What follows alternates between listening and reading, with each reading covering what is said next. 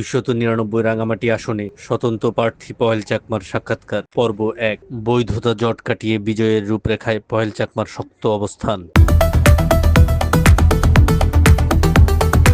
আসন্ন ত্রয়োদশ জাতীয় সংসদ নির্বাচনে মনোনয়নপত্র যাচাই বাছাইয়ের কাজ 1 জানুয়ারি সকাল 11টায় জেলা প্রশাসনের সম্মেলন কক্ষে অনুষ্ঠিত হয়। 299 রাঙামাটি আসনে মনোনয়নপত্র যাচাই বাছাইয়ের দিনে ওই দিন 7 জন প্রার্থীকে চূড়ান্তভাবে নির্বাচিত করা হয়। এর মধ্যে স্বতন্ত্র প্রার্থী পহেল চাকমার মনোনয়নপত্রে 1% ভোটারের স্বাক্ষর না থাকায় তা প্রাথমিকভাবে বাতিল করা হয়। এরপর শুরু হয় পহেল চাকমার নির্বাচনী প্রথম চ্যালেঞ্জ, কিভাবে বৈধতা পাওয়া যায়। তারই ধারাবাহিকতায় গত 6 জানুয়ারি আপিলের পরিপ্রেক্ষিতে গত 11 জানুয়ারি শুনানির মাধ্যমে তিনি বৈধ ঘোষিত হন। এতে এ আসনে নির্বাচনী আমেজ পুরোদমে ফিরে এসেছে বলে অভিমত পহেল চাকমার। আর এই পুরো বিষয়টা নিয়ে সাপ্তাহিক পার্বত্য কণ্ঠের বিভিন্ন প্রশ্নের মুখোমুখি হন স্বতন্ত্র প্রার্থী পহেল চাকমা। আর এই সাক্ষাৎকারটি গ্রহণ করেন সাপ্তাহিক পার্বত্য কণ্ঠের সম্পাদক আশিকুর রেহান ভূঁইয়া, যা পর্যায়ক্রমে আমাদের চ্যানেলে প্রচার করা হবে। আজ থাকছে তার প্রথম পর্ব। শেষ পর্যন্ত জাতীয় সংসদ নির্বাচনে আপনার প্রার্থিতা বৈধ হয়েছে। কি কারণে এই বৈধতা ঘোষণা বিলম্ব হলো? প্রার্থিতা নিশ্চিত করতে আপনি কি কি উদ্যোগ গ্রহণ করেছেন? এটা আসলে বিলম্ব নয়, এটাই হচ্ছে আমার 5 তারিখের আমার আবেদন করার কথা ছিল, আপিল করার কথা ছিল। আমি একদিন পরে 6 জানুয়ারি আমি আবেদন করি এবং 6 তারিখ জানুয়ারি আবেদন করার পরে 10 তারিখ থেকে আপিলের শুনানি হওয়ার কথা থাকলেও আমি যেহেতু দ্বিতীয় দিনে করেছি, সেক্ষেত্রে আমার 11 জানুয়ারি হচ্ছে আমার আপিলের শুনানি এবং আপিলের শুনানিতে মঞ্জুর হয়, মঞ্জুর হয়, অর্থাৎ আমার মনোনয়নপত্রটি বৈধতা পায়। আপনার প্রতিপক্ষ প্রার্থীদের ভিতরে বিভিন্ন রাজনৈতিক জোটের কমপক্ষে 2 জন বা 3 জন প্রতিপক্ষ প্রার্থী আছে, তাদের মোকাবেলা করবেন কিভাবে? আসলে প্রার্থীর মধ্যে প্রতিপক্ষ আছে, ঠিক আছে, কিন্তু আমি মনে করি এবারের নির্বাচনে নির্দলীয় প্রার্থী হিসেবে জনগণ, ভোটাররা আমাকে বাছাই করবেন, আমাকে সমর্থন করবেন, আমাকে ভোট দেবেন বলে আমি মনে করি।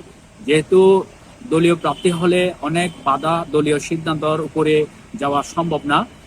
দলীয় সিদ্ধান্ত মেনে নিয়ে অনেক কথা বলা যায় না, অনেক কাজ করা যায় না।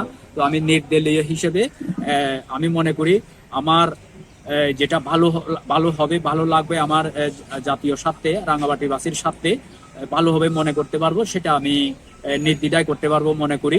এই কারণে আমাকে জনগণ ভোট দেবে আমি মনে করি নির্দলীয় হিসেবে। নির্বাচনে অংশগ্রহণকারী প্রার্থী আপনি সহ 8 জনের মধ্যে অনেকেই শেষ পর্যন্ত মনোনয়নপত্র প্রত্যাহার করার সম্ভাবনা রয়েছে। শেষ পর্যন্ত আপনি সহ প্রার্থী সংখ্যা 3, 4 কিংবা 5 জনের ভিতরে সীমাবদ্ধ হলে নির্বাচনের আকর্ষণ কমে যেতে পারে। এ সম্পর্কে আপনার অভিমত কি? প্রার্থীরা প্রত্যাহার করবে কিনা, আমি সহ 8 জন প্রার্থী বর্তমানে, আমি মনে করি কেউ প্রার্থীটা প্রত্যাহার করবে এ ধরনের কোনো মনে হয় না। 3 জন হোক, 4 জন হোক, প্রার্থী প্রতিদ্বন্দ্বী, আমি মনে করি আমার প্রার্থীটা ফিরে পাওয়ার পরে পার্বত্য রাঙ্গামাটি আসনে 299 নং আসনে একটা নির্বাচনের মধ্যে টান উত্তেজনা এবং ভোটারদের মধ্যে নানা ধরনের একটা উৎসাহব্যঞ্জক পরিস্থিতি আমি লক্ষ্য করছি। পাহাড়, ঝর্ণা ও নিসর্গের শহর খ্যাত রাঙ্গামাটির প্রাণকেন্দ্রে, যেখানে স্বাদের সাথে মিশে আছে দীর্ঘ 35 বছরের ঐতিহ্য, hotel Sundarban and biryani house.